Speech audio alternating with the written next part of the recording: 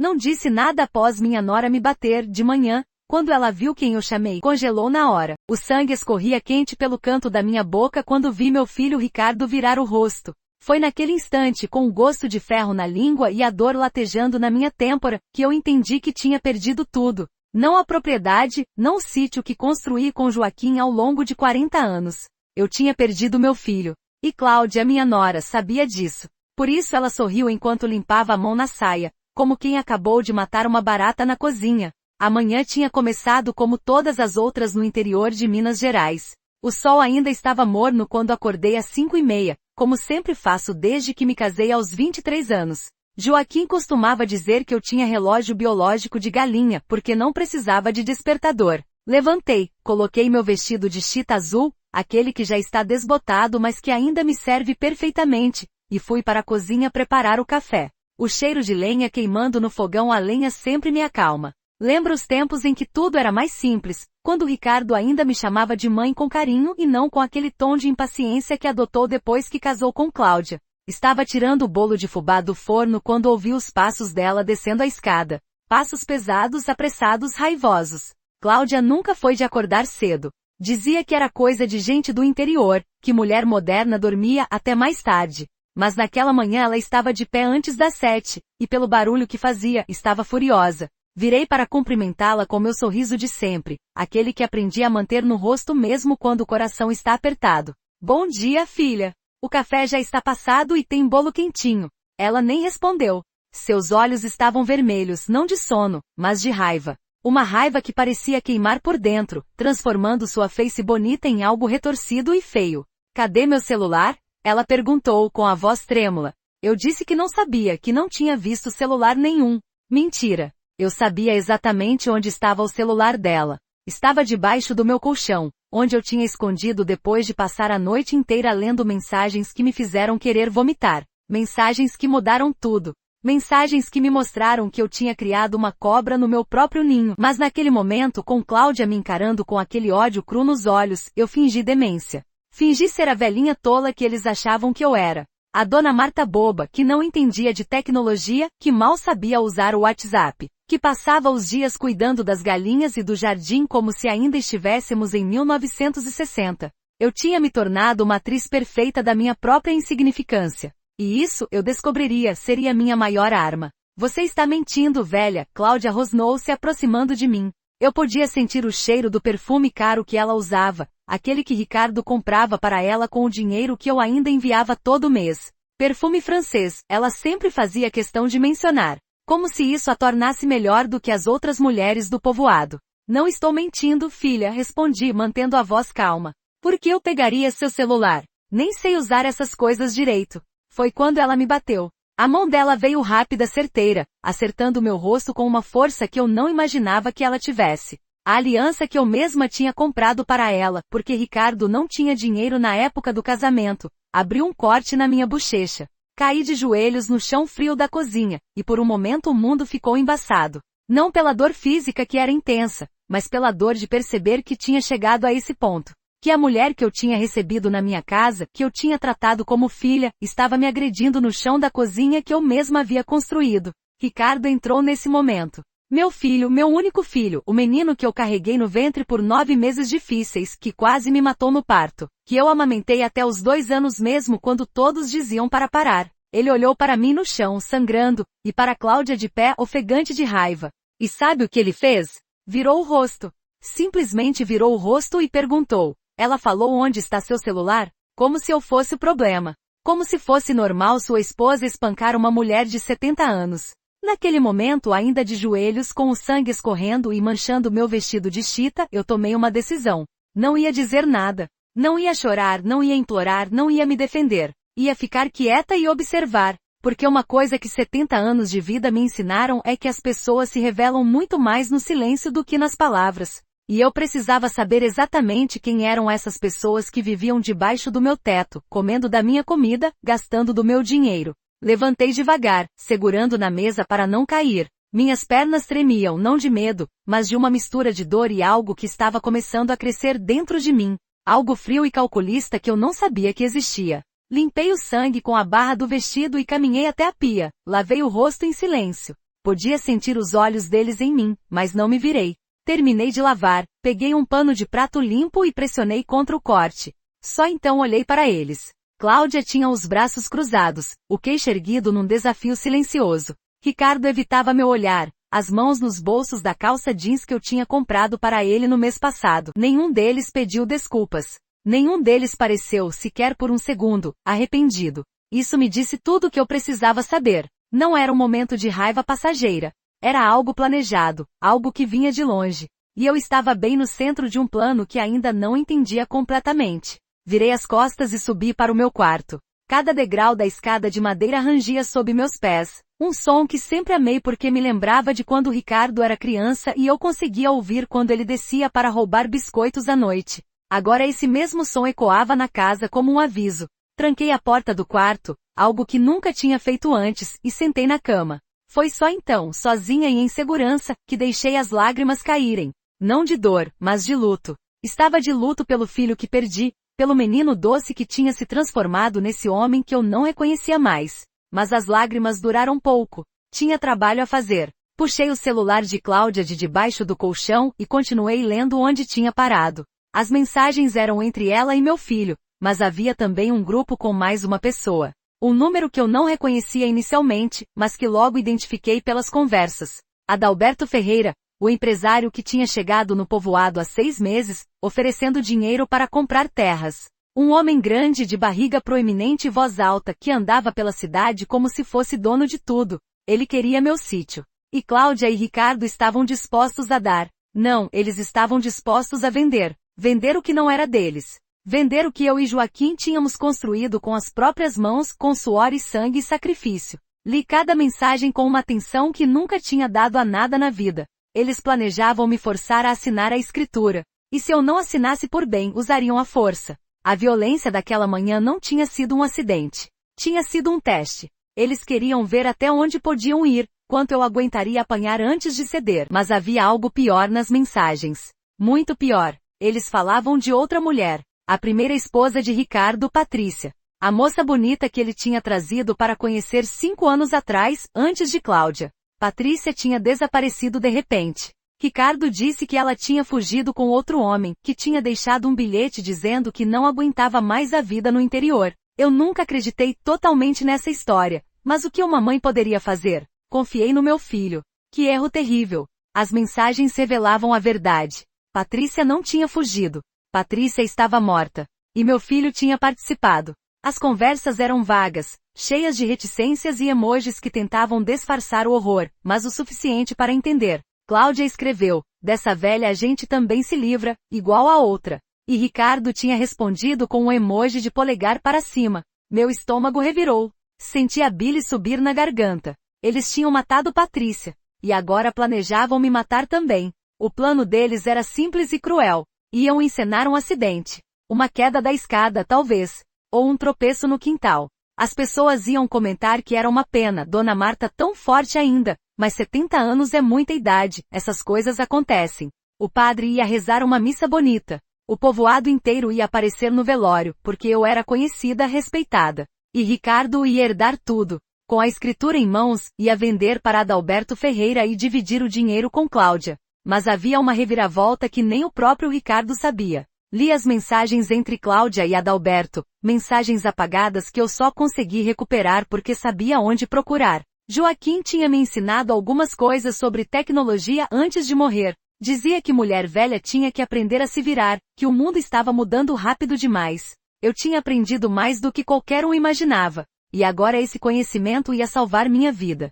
Cláudia e Adalberto eram mais do que parceiros de negócios. Eram amantes. As mensagens entre eles eram explícitas, cheias de promessas de uma vida juntos depois que o plano desse certo. Cláudia não era uma mulher qualquer que Ricardo tinha conhecido. Era sobrinha de Adalberto, plantada propositalmente na vida do meu filho. O casamento inteiro tinha sido uma armadilha, um plano de longo prazo para conseguir minha propriedade.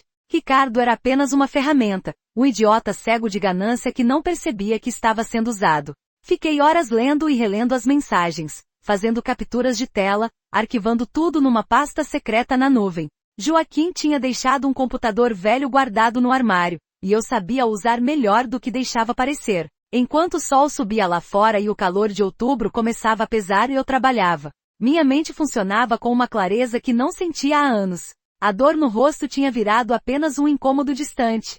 Tinha coisas mais importantes para me preocupar. Tinha uma vingança para planejar. Porque não ia morrer. Não ia entregar meu sítio. Não ia deixar que eles ganhassem. Joaquim tinha morrido há 3 anos, deixando um buraco no meu peito que nunca ia cicatrizar completamente. Mas ele também tinha me deixado ensinamentos. Tinha me deixado força. Tinha me mostrado que mulher do interior não é fraca só porque é gentil, que silêncio não é submissão, que paciência é uma arma, e que quem espera sempre alcança. Quando desci para o almoço, horas depois, Cláudia e Ricardo estavam sentados à mesa esperando. Meu rosto estava inchado, um roxo feio começando a se formar ao redor do corte. Eles me olharam com uma mistura de desafio e expectativa. Achavam que eu ia reclamar, que ia ameaçar chamar a polícia, que ia fazer uma cena. Mas eu simplesmente servia a comida em silêncio. Arroz, feijão tropeiro, couve refogada, torresmo.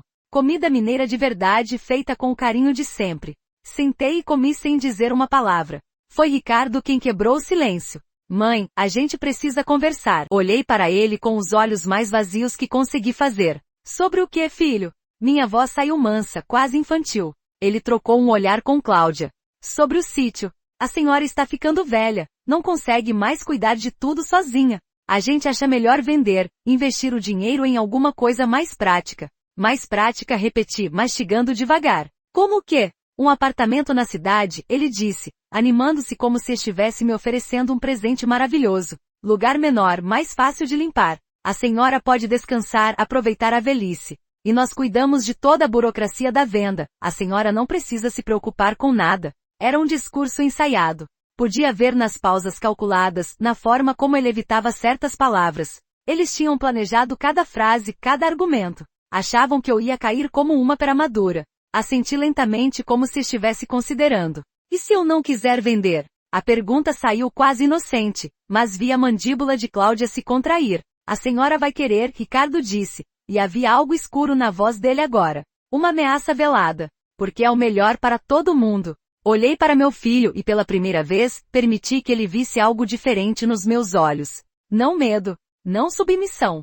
Apenas uma pergunta silenciosa. Até onde você está disposto a ir? Ele desviou o olhar primeiro. Naquela tarde, enquanto eles cochichavam na sala, fingi dormir no sofá da varanda. Meu terço estava enrolado na mão, como sempre. Mas esse terço tinha algo diferente agora. Tinha uma câmera minúscula instalada na cruz, tão pequena que era invisível a olho nu. Tinha comprado pela internet há 2 meses, quando comecei a desconfiar que algo estava errado. O vendedor tinha achado estranho uma velha comprando equipamento de espionagem, mas o dinheiro fala mais alto que a curiosidade. Deixei o terço estrategicamente posicionado no braço do sofá, a cruz apontada para onde eles estavam sentados. A câmera gravava tudo. Cada palavra, cada gesto, cada olhar conspiratório. Eles achavam que eu era surda ou estúpida, ou as duas coisas. Conversavam abertamente, suas vozes chegando até mim na brisa quente da tarde. Falavam sobre os valores, sobre como dividir o dinheiro, sobre como se livrar de mim se eu continuasse resistindo. E foi aí que aconteceu. Ricardo disse algo que me fez apertar os olhos fechados com força para não me entregar. Se a velha não assinar até sexta, a gente faz como fizemos com a Patrícia. Um acidente.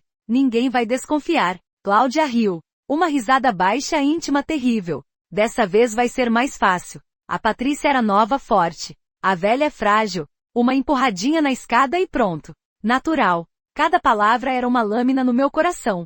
Mas eu continuei imóvel, respirando profundamente, fingindo estar dormindo. A câmera gravava tudo. Cada confissão, cada detalhe do crime passado, cada ameaça ao futuro. Eles estavam me dando exatamente o que eu precisava. Estavam se enterrando com as próprias palavras e nem percebiam. Quando o sol começou a se pôr, fingi acordar com um sobressalto. Eles já tinham saído da sala.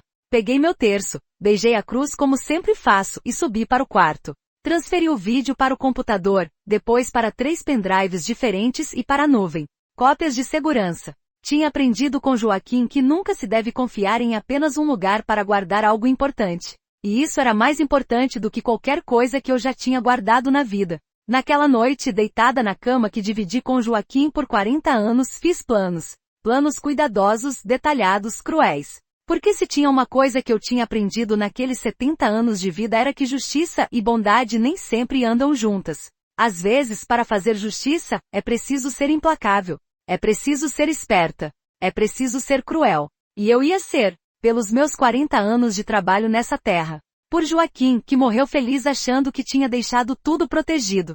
Por Patrícia, que morreu jovem nas mãos de monstros. E por mim, pela Dona Marta que quase foi destruída mas que decidiu lutar. Fechei os olhos e pela primeira vez em semanas dormi tranquila. Porque agora eu tinha um propósito. A vingança começa com paciência, Joaquim costumava dizer quando falava dos vizinhos que tentaram nos enganar décadas atrás. Ele tinha razão. E eu tinha muita paciência. Os dias que se seguiram foram uma dança cuidadosa. Eu fingia ser a velha assustada, quebrada pela violência. Andava curvada, falava baixo, evitava olhar nos olhos deles. Era exatamente o que queriam ver. Uma mulher derrotada, pronta para assinar o que fosse necessário. Mas cada momento de submissão era calculado. Cada gesto de fraqueza era parte de um plano maior. Cláudia tinha ficado mais ousada depois daquela manhã. Falava comigo como se eu fosse uma criança problemática. Apressa, velha. A comida está fria. Levanta mais cedo amanhã. Essa casa não se limpa sozinha.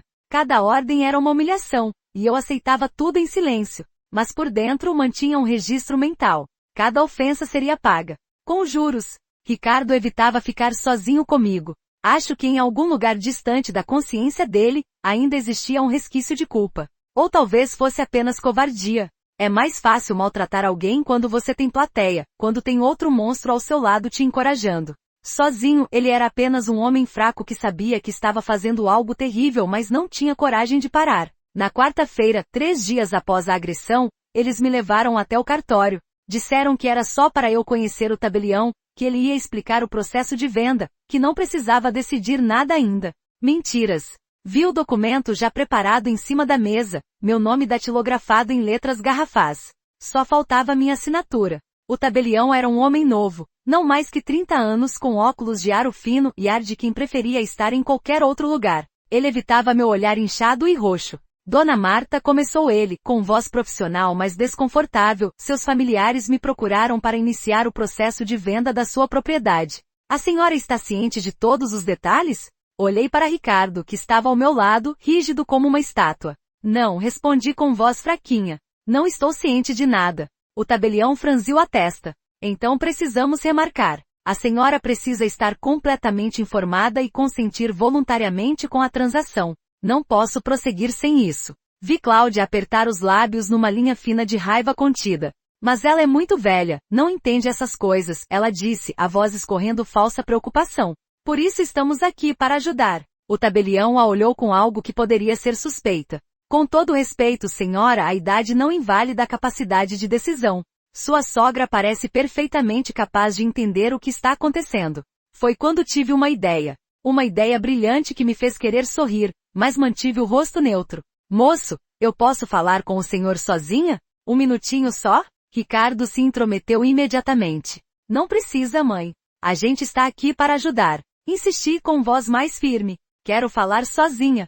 É meu direito, não é? O tabelião assentiu. Claro que é. Por favor, poderiam aguardar na recepção? Vi a relutância deles, mas não podiam recusar sem parecer suspeitos.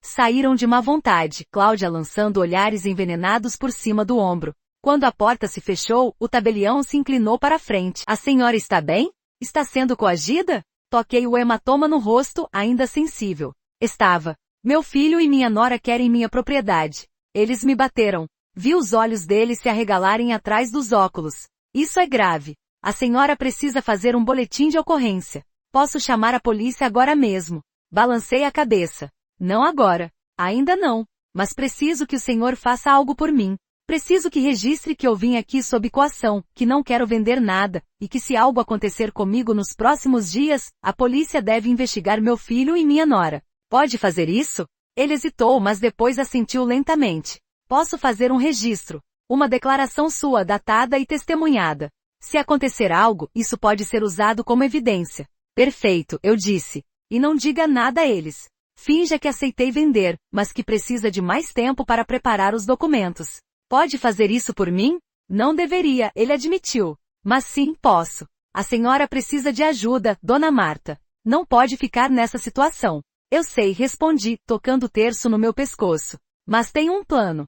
Só preciso de mais alguns dias. Confie em mim. Quando saímos do cartório, Ricardo e Cláudia estavam tensos como cordas de violão. E então, ele perguntou. O tabelião sorriu profissionalmente. Tudo certo. Só preciso de mais alguns dias para preparar toda a documentação. A venda de propriedade rural tem várias etapas. Voltamos aqui na segunda-feira. Vi o alívio deles. Achavam que tinham vencido, que era só questão de tempo. No caminho de volta, Cláudia estava positivamente radiante. Finalmente ela murmurou. Finalmente vamos sair dessa pocilga. Meu sangue ferveu, mas mantive o rosto vazio, olhando pela janela do carro para as paisagens familiares que passavam. Minha terra. Minha vida. E eles achavam que iam simplesmente tirar de mim. Naquela noite liguei para algumas pessoas. Velhos amigos, gente de confiança que conhecia há décadas. Zé da padaria, que devia favores a Joaquim. Dona Neuza, que eu tinha ajudado quando o marido dela morreu. Padre Antônio, que batizou Ricardo e rezou o enterro de Joaquim.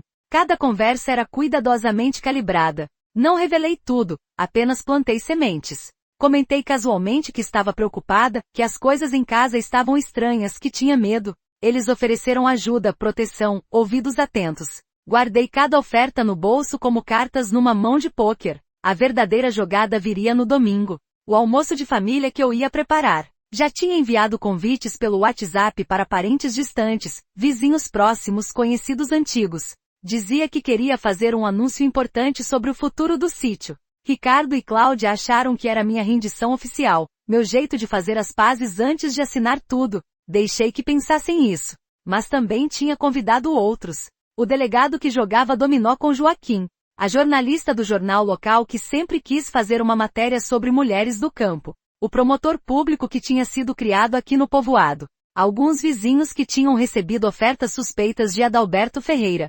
Cada convite era uma peça num tabuleiro de xadrez. E eu estava prestes a dar checkmate. No sábado à noite, fiz uma última verificação. Os vídeos estavam salvos, as gravações de áudio armazenadas, as mensagens do celular de Cláudia documentadas. Tinha tudo. A confissão sobre Patrícia, o plano para me matar, as conversas entre Cláudia e Adalberto revelando o esquema todo, os comprovantes de transferências de dinheiro sujo. Era evidência suficiente para mandar os três para a cadeia por muito tempo. Mas eu queria mais do que justiça legal. Queria que eles sentissem o que eu senti. A humilhação, a traição, o desespero de perceber que pessoas que você amava eram capazes de atrocidades. Queria que o povoado inteiro soubesse quem eles realmente eram. Queria destruir não apenas suas vidas, mas suas reputações, seus futuros, suas almas. Era cruel? Talvez. Mas eles tinham planejado me matar. Tinham matado uma moça inocente. Misericórdia era um luxo que eu não podia mais me dar. Domingo amanheceu claro e quente.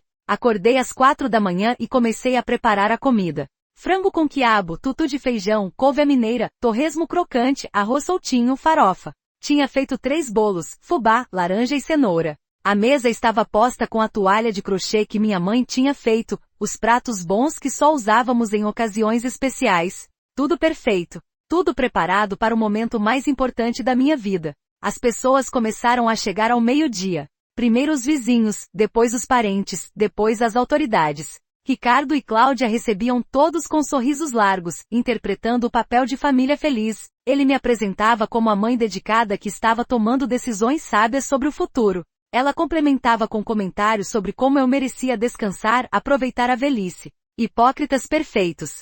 Quando todos estavam acomodados, servia a comida. O elogio era unânime, Dona Marta sempre fez a melhor comida da região. Comi pouco, o estômago apertado de ansiedade. Não era medo. Era antecipação. Depois da sobremesa me levantei e pedi atenção. A sala ficou em silêncio. Todas as caras viradas para mim, expectantes. Queria agradecer a presença de todos, comecei com voz firme. Como sabem, reuni vocês aqui porque tenho um anúncio importante a fazer sobre o sítio. Vi Ricardo e Cláudia trocarem olhares de vitória. Achavam que eu ia anunciar a venda, me render publicamente. Bobos. Mas antes do anúncio, preciso contar uma história, continuei. Uma história sobre confiança, família e traição. Peguei o controle remoto que estava escondido no bolso do avental. Tinha instalado um projetor na parede da sala naquela manhã, dizendo que era para mostrar fotos antigas. Ricardo tinha me ajudado a montar, sem imaginar para o que eu realmente ia usar. Apertei o play. A primeira imagem que apareceu na parede foi uma captura de tela das mensagens entre Cláudia e Ricardo. O texto era grande, legível de qualquer ponto da sala. Dessa velha a gente também se livra, igual a outra. O silêncio na sala se transformou em algo pesado, sufocante. Cláudia ficou branca como papel. Ricardo se levantou tão rápido que derrubou a cadeira. Mãe, o que você está fazendo? Sua voz saiu aguda, desesperada. Estou mostrando a verdade, respondi calmamente. A verdade sobre quem são as pessoas que vivem na minha casa. As imagens continuavam passando. Mensagens sobre o plano de me forçar a vender. Mensagens sobre Patrícia. Conversas entre Cláudia e Adalberto, cheias de intimidade e planos futuros. Comprovantes de transferências bancárias. Cada nova revelação arrancava exclamações chocadas da plateia. Vi parentes cobrindo a boca com as mãos. Vi o delegado endurecer na cadeira, os olhos fixos nas evidências. Não é o que parece, Cláudia tentou, a voz trêmula. Essas mensagens estão fora de contexto. É mentira. Mas eu não deixei que ela terminasse. Apertei outro botão. O áudio da conversa no sofá começou a tocar. A voz de Ricardo dizendo, se a velha não assinar até sexta, a gente faz como fizemos com a Patrícia. A voz de Cláudia respondendo, dessa vez vai ser mais fácil. Um acidente. Ninguém vai desconfiar. O silêncio agora era absoluto. Podia ouvir o zumbido do ventilador de teto, o canto distante de um passarinho lá fora. Vi o delegado se levantar, a mão indo instintivamente para o rádio no cinto. Vi a jornalista com o celular erguido, gravando tudo. Vi parentes se afastando de Ricardo e Cláudia como se eles tivessem uma doença contagiosa. E tem mais, eu disse, a voz mais firme do que jamais tinha sido. Cláudia não é só minha nora. Ela é sobrinha de Adalberto Ferreira, o empresário que está oferecendo dinheiro pelas terras aqui. O casamento foi planejado desde o início. Meu filho foi usado como ferramenta para conseguir minha propriedade. Pausei, deixando a informação afundar. Ah, e sobre Patrícia, a primeira esposa do Ricardo. Ela não fugiu. Ela está morta. E eles são responsáveis. Foi quando o caos explodiu. Cláudia tentou correr para a porta, mas o delegado já estava lá, bloqueando a saída. Ricardo afundou na cadeira, o rosto nas mãos, os ombros sacudindo. Não sei se estava chorando ou tendo um ataque de nervos. Não me importava. Várias pessoas começaram a falar ao mesmo tempo, mas eu me virei para o delegado. Tenho todas as evidências organizadas em pendrives, eu disse, entregando um envelope. Mensagens, vídeos, áudios, comprovantes financeiros. Tudo está aí. E também fiz uma declaração no cartório na quarta-feira, registrando a coação e meu medo de ser morta. O tabelião pode confirmar. O delegado pegou o envelope com expressão sombria. Dona Marta, vou precisar que a senhora venha prestar depoimento formal. E vocês dois, apontou para Ricardo e Cláudia, estão presos por ameaça, coação e suspeita de homicídio. Enquanto ele falava no rádio chamando reforços, me virei para Cláudia. Cadê sua coragem agora, filha? Perguntei baixinho, mas alto o suficiente para que ela ouvisse. Ela me olhou com olhos arregalados de terror, e naquele momento vi exatamente o que ela era. Não uma vilã poderosa, não uma mulher astuta e perigosa. Apenas uma criatura pequena e cruel que foi pega em suas próprias armadilhas. 2 policiais chegaram e algemas clicaram nos pulsos dela e de Ricardo. Meu filho ainda não tinha levantado o rosto das mãos, não quis olhar para ele. Não sentia mais nada quando olhava na direção dele. Era como olhar para um estranho, alguém que eu conheci uma vez numa vida passada mas que não significava mais nada para mim agora. A jornalista se aproximou, os olhos brilhando com a história do ano. Dona Marta, posso fazer algumas perguntas? Concordei. Por que não? A verdade precisava ser contada, cada detalhe registrado. Falei sobre a violência, sobre a descoberta das mensagens, sobre Patrícia. Cada palavra saía firme, clara. 70 anos de ser subestimada tinham me ensinado a escolher minhas palavras com cuidado, a contar histórias de forma que as pessoas entendessem exatamente o que eu queria que entendessem. Enquanto Ricardo e Cláudia eram levados para a viatura, Adalberto Ferreira também foi mencionado. O delegado já estava em contato com a Polícia Federal, porque as transferências bancárias sugeriam lavagem de dinheiro e corrupção. O empresário grande que andava pelo povoado como dono do mundo ia descobrir que nem todo mundo se vendia. Alguns lugares ainda tinham dignidade. Os convidados foram embora lentamente, em silêncio respeitoso, ou cochichos chocados. Alguns me abraçaram, outros apenas apertaram minha mão. Dona Neuza ficou para ajudar a limpar, mesmo eu dizendo que não precisava. A gente nunca abandona as amigas, ela disse, e suas palavras me aqueceram por dentro num dia que parecia tão frio apesar do calor lá fora. Quando finalmente fiquei sozinha, sentei na varanda com uma xícara de café. O sol estava se pondo, pintando o céu de laranja e rosa. As galinhas ciscavam no quintal. O vento trazia o cheiro de terra úmida e jasmim. Era tudo tão familiar, tão meu. E eu tinha lutado por isso. Tinha vencido. Os dias seguintes foram um turbilhão. Depoimentos na delegacia, entrevistas para jornais e até uma emissora de TV de Belo Horizonte. A história se espalhou rápido. Velha esperta desmascara filho assassino e nora golpista. Viraram meme nas redes sociais, manchete nos noticiários. Eu me tornei uma espécie de heroína local, a avó corajosa que enfrentou o mal dentro da própria casa. Ricardo confessou tudo, talvez buscando algum alívio para a consciência que descobriu tarde demais. Contou sobre Patrícia, como Cláudia tinha seduzido ele para o plano desde o começo, como eles tinham matado a moça e enterrado o corpo numa área de mata. A polícia enviou equipes de busca. Encontraram os restos de Patrícia numa semana. Seus pais, que tinham passado 5 anos procurando, finalmente tiveram respostas. E justiça. Cláudia não confessou nada, mas as evidências eram esmagadoras. Ela e Adalberto foram presos. A investigação revelou um esquema maior. Eles tinham feito isso em outras cidades, usando diferentes pessoas para conseguir terras por preços irrisórios ou através de coação. Várias famílias começaram a aparecer com histórias similares. O que eu pensei que era só sobre mim era na verdade parte de algo muito maior e mais sujo. O julgamento levou meses, mas o resultado foi satisfatório. Ricardo foi condenado a 20 anos por homicídio e tentativa de outro homicídio. Cláudia pegou 25 pelos mesmos crimes mais formação de quadrilha e fraude. Adalberto levou 30 anos, sendo o cabeça do esquema. A sentença ecoou pelo tribunal e senti algo que não era exatamente felicidade. Era finalidade. Era justiça sendo feita, não da forma perfeita dos filmes, mas da forma real, concreta, onde os culpados pagavam por seus crimes. Voltei para o sítio e pela primeira vez em meses respirei aliviada. A propriedade era minha, indiscutivelmente, legalmente e moralmente. Ninguém ia tirar mais isso de mim. Comecei a fazer planos. Tinha ofertas de vizinhos que queriam ajudar a trabalhar a terra. Pensei em expandir a horta, talvez criar mais galinhas. Tinha uma vida pela frente ainda, e ia vivê-la nos meus termos. As pessoas me perguntam se sinto falta de Ricardo. Se me arrependo de tê-lo denunciado, de tê-lo mandado para a prisão. Minha resposta é sempre a mesma. Sinto falta do menino que ele foi, não do homem que se tornou. O Ricardo que eu amei morreu anos atrás, substituído por alguém que eu não reconheço. Não tenho remorso. Fiz o que era certo, o que era necessário. E faria de novo. Comecei a receber cartas. Muitas cartas. De mulheres de todo o país que tinham passado por situações similares. Que estavam sendo abusadas por familiares, enganadas por filhos gananciosos, roubadas por parentes sem escrúpulo. Elas me viam como inspiração, como prova de que era possível lutar de volta, de que idade não significava fraqueza. Li cada carta com atenção, respondi muitas. Enviei força, conselhos, a mensagem de que elas não estavam sozinhas. Padre Antônio veio me visitar uma tarde de novembro. Sentamos na varanda tomando café e comendo bolo de fubá. Dona Marta, ele disse com sua voz gentil, como está sua alma? Está em paz?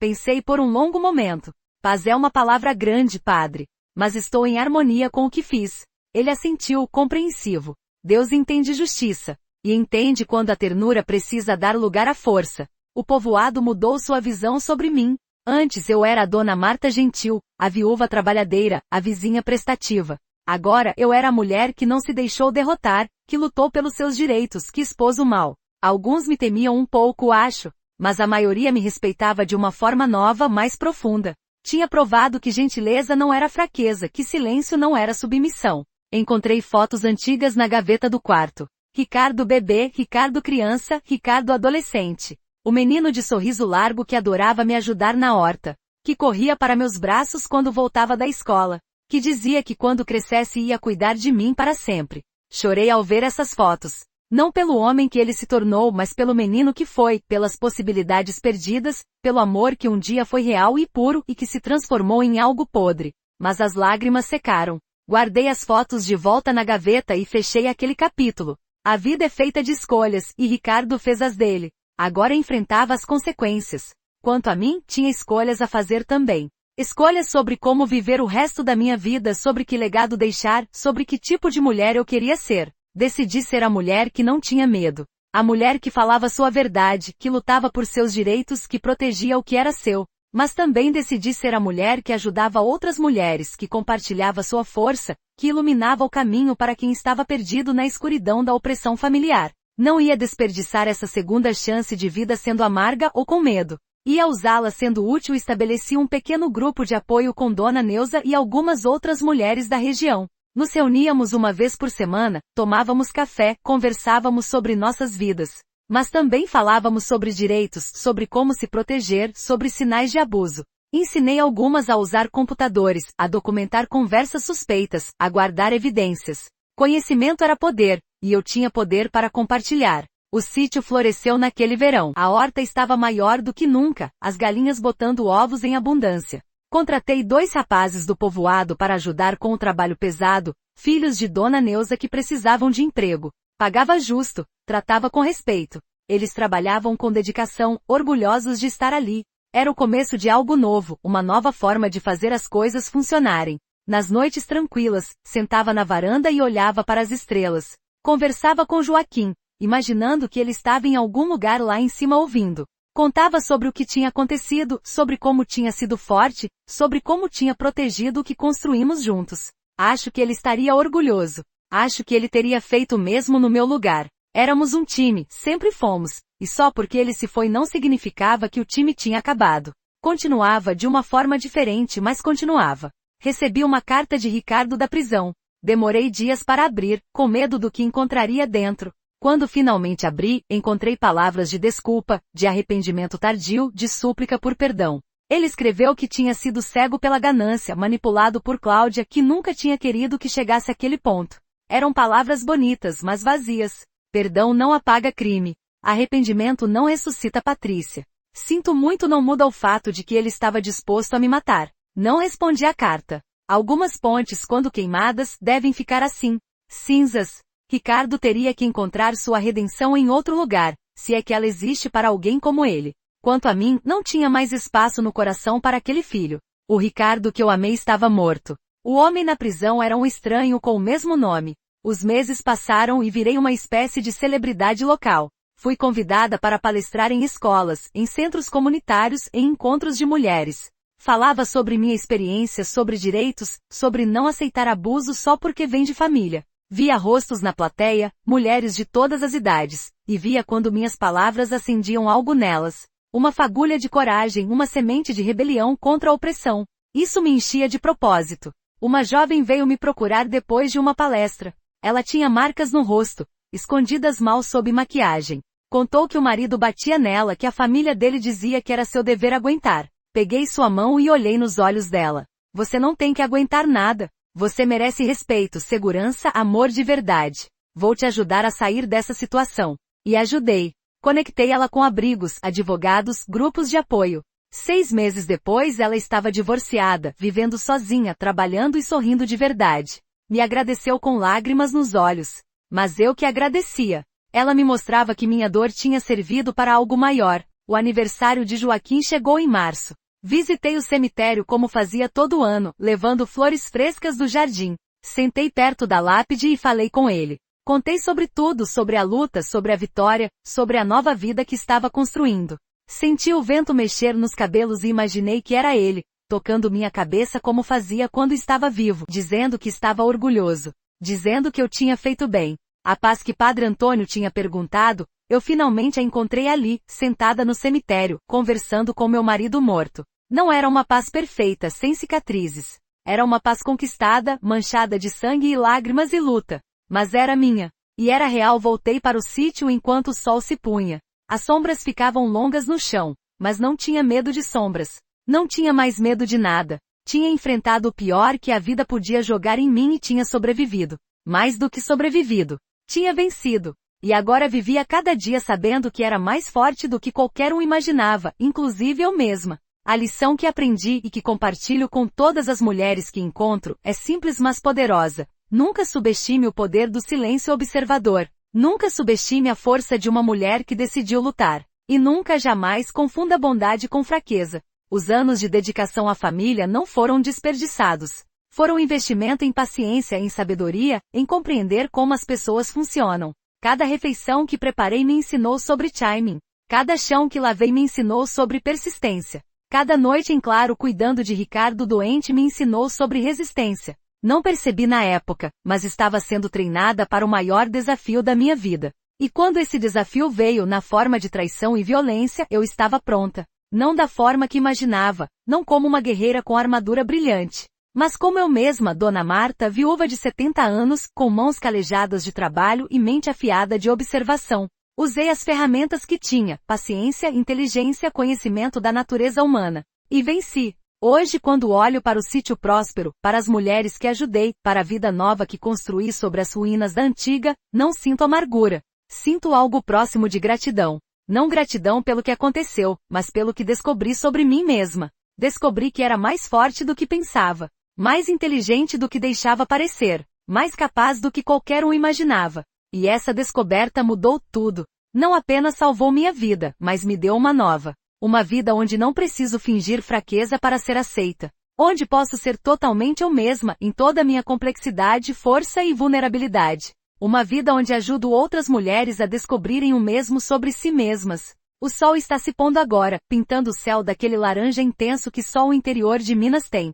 As cigarras começam sua sinfonia noturna. O cheiro de terra e café se mistura no ar. Tomo meu último gole de café do dia, sinto o líquido quente descer, aquecendo por dentro. Amanhã tem mais trabalho. Mais mulheres para ajudar, mais palestras para dar, mais histórias para ouvir. Tem a horta para cuidar, os animais para alimentar, a vida para viver. E eu vou viver cada momento, cada dia, com a consciência de quem olhou a morte nos olhos e disse não. De quem enfrentou o mal dentro da própria casa e não se curvou. De quem descobriu, aos 70 anos, que nunca é tarde para ser valente. Esta é minha história. A história de como não disse nada quando minha nora me bateu, porque às vezes o silêncio é a arma mais poderosa. A história de como usei cada pedaço de dor, cada gota de lágrima, cada momento de medo, e transformei tudo em força. A história de como uma velha subestimada se tornou uma força da natureza. E quando chegarem com suas mentiras e violência pensando que idade é fraqueza, quando tentarem me tirar o que é meu, quando acharem que podem me quebrar porque sou velha e mulher e sozinha vão descobrir, como Ricardo e Cláudia descobriram, que cometeram o maior erro de suas vidas. Porque eu sou Dona Marta. Sobrevivi a 70 anos neste mundo duro. Construí uma vida com minhas próprias mãos. Amei e perdi e continuei em pé. E ninguém, absolutamente ninguém, vai me derrubar. Levanto da cadeira da varanda, sinto os ossos protestarem um pouco, mas não ligo. Entro na casa, minha casa que quase perdi mas que agora está mais segura do que nunca. Tranco a porta, mas não de medo. De precaução. Tem uma diferença. Medo paralisa. Precaução protege. E eu aprendi a diferença. Na cozinha, preparo meu chá da noite. Camomila com hortelã, do meu próprio jardim. O ritual me acalma. Sento à mesa, a mesma mesa onde servi aquele almoço fatídico, onde expus os demônios que viviam comigo. Mas agora a mesa está limpa, livre de veneno. É só uma mesa novamente, onde como minhas refeições e planejo meus dias. Penso em Patrícia, a moça que não conheci, mas por quem lutei. Ela merecia justiça, merecia ser lembrada, merecia que sua morte não fosse em vão. E não foi. Por causa dela, porque seus assassinos foram expostos e punidos, outras mulheres estão seguras. A família dela tem respostas. E eu tenho a certeza de que fiz o que era certo, não apenas por mim, mas por ela também.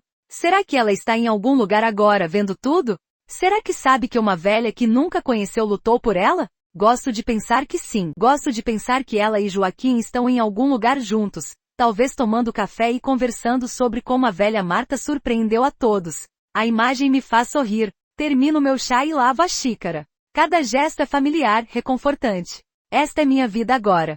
Simples, mas minha. Autêntica, mas segura.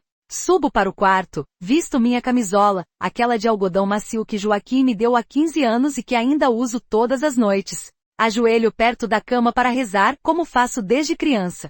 Agradeço a Deus pela força, pela sabedoria, pela vitória. Peço proteção para as mulheres que ainda sofrem em silêncio. Rezo por Patrícia, onde quer que ela esteja. E sim, rezo até por Ricardo. Não pela minha relação com ele, que está irrevogavelmente destruída, mas pela alma dele para que encontre alguma redenção, alguma luz na escuridão que ele mesmo criou. Deito na cama, puxa o lençol até o queixo. A noite está fresca, agradável. Posso ouvir os grilos lá fora, o barulho distante de um cachorro latindo, o vento nas árvores. Sons da vida continuando, do mundo seguindo em frente. E eu vou seguir com ele.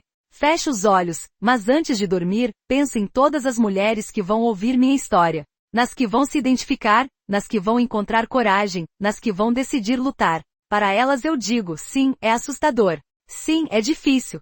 Sim, você vai duvidar de si mesma 1000 vezes. Mas você é mais forte do que imagina. Você tem dentro de você um poder que nem conhece ainda. E quando chegar a hora, quando você precisar lutar pela sua vida, pela sua dignidade, pelos seus direitos, você vai descobrir esse poder. E ele vai te surpreender. Não seja apenas a vítima da sua história. Seja a heroína. Seja a mulher que não aceitou, que não se curvou, que lutou e venceu. Porque você merece. Merece respeito, merece segurança, merece uma vida vivida nos seus próprios termos. E se alguém tentar tirar isso de você, lembre-se de mim. Lembre-se de Dona Marta, a velha que todos subestimaram. E lute. O sono vem suave, como uma onda gentil. Não tenho pesadelos hoje. Não tenho medo. Tenho apenas a consciência tranquila de quem fez o que precisava ser feito, de quem se manteve firme quando seria mais fácil desistir, de quem escolheu viver em vez de apenas sobreviver. E quando acordo no dia seguinte, com o sol entrando pela janela e os pássaros cantando lá fora,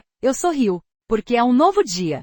E eu estou viva, e livre, e forte, e dona da minha própria história. Esta foi minha vingança. Não apenas expor os culpados, não apenas garantir que fossem punidos, mas recuperar minha vida, minha dignidade, meu poder, e usar tudo isso para ajudar outras, para transformar minha dor em propósito, minha raiva em ação construtiva, meu sofrimento em força para outros. Quando me perguntam se valeu a pena, se não teria sido mais fácil apenas ceder e vender o sítio, eu olho ao redor. Vejo minha terra, minha casa, minha liberdade. Vejo as mulheres que ajudei, as vidas que toquei, a diferença que fiz. E respondo sem hesitar. Valeu cada segundo de medo, cada momento de dor, cada lágrima derramada. Porque não se trata apenas de mim. Trata-se de todas nós. E enquanto houver mulheres sendo abusadas, enganadas, violentadas por aqueles que deveriam protegê-las, eu vou continuar lutando. Vou continuar contando minha história. Vou continuar sendo o exemplo vivo de que é possível vencer, de que idade não é fraqueza, de que gentileza não é submissão.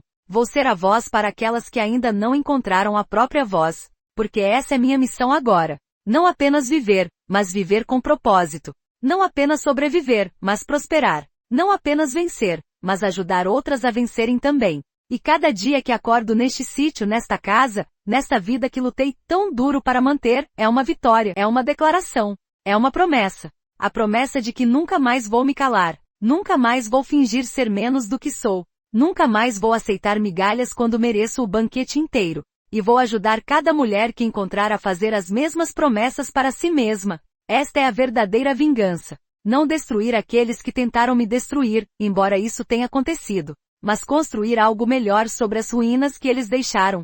Transformar trauma em triunfo. Converter dor em poder. Alquimizar sofrimento em sabedoria que pode ser compartilhada. E quando finalmente for minha hora de partir, quando Joaquim vier me buscar e eu deixar este mundo, quero ser lembrada não como a mulher que foi traída pelo filho, mas como a mulher que lutou de volta. Como a guerreira silenciosa que usou sua dor para empoderar outras. Como Dona Marta, que aos 70 anos provou que nunca é tarde para ser corajosa. O dia começa de verdade agora. Tenho trabalho a fazer, vida para viver, propósito para cumprir. Levanto da cama com energia renovada, visto meu vestido de trabalho, prendo o cabelo. Olho no espelho e vejo não uma vítima, mas uma sobrevivente. Não uma mulher quebrada, mas uma mulher reconstruída, mais forte nas emendas. E sorrio para meu reflexo, porque gosto do que vejo. Finalmente, depois de 70 anos, eu realmente gosto do que vejo. Uma mulher completa, autêntica, poderosa. Uma mulher livre.